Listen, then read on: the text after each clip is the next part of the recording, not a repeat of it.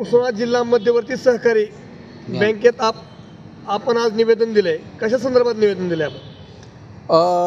2021ला ज्यावेळेस तेरणा बचाव संघर्ष समितीने आंदोलन केलं आणि 10 वर्ष बंद असलेला तेरणा साखर कारखाना जिल्हा मध्यवर्ती बँकेनं भाडेतत्वावर दिला. 10 वर्ष या बँकेला एकदाही सुचलं नाही की हा कारखान्याचा आपले 350-400 कोटी येणं आहे, या बाबतीत आपण काहीतरी करावं.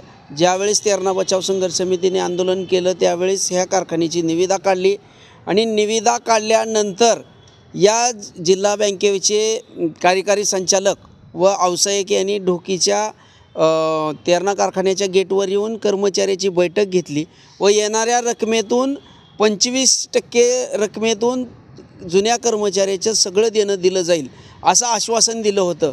परंतु 2 वर्ष झालं हा तेरणा साखर कारखाना व्यवस्थित चालू असताना या तेरणा शेतकरी सहकारी साखर कारखान्याचे व्यावसायिक तथा कार्यकारी संचालक जिल्हा मध्यवर्ती बँक धाराशिव यांनी या तेरणेच्या सेवानिवृत्त कर्मचाऱ्याची कुठलंच देणं दिलेलं नाही.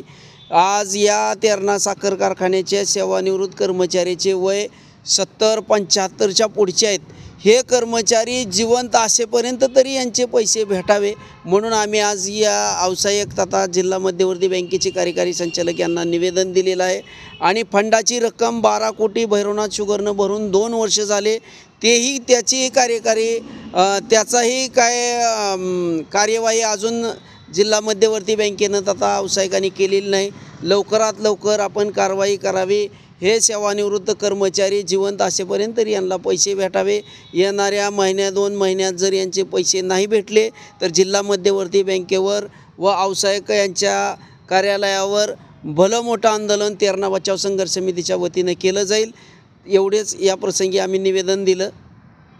बाबासाहेब खंडू कानाडे. मी तेरणा कारखान्यात 31 वर्ष सर्व्हिस केली. माझे थकीत पगार, ग्रॅच्युटी, फंडाचे पैसे लवकरात लवकर मिळावे. 2 वर्ष झाले फंडाचे पैसे भरून, अजून आम्हाला फंडाचे पैसे मिळालेले नाहीत. किती आहे तुमची रक्कम?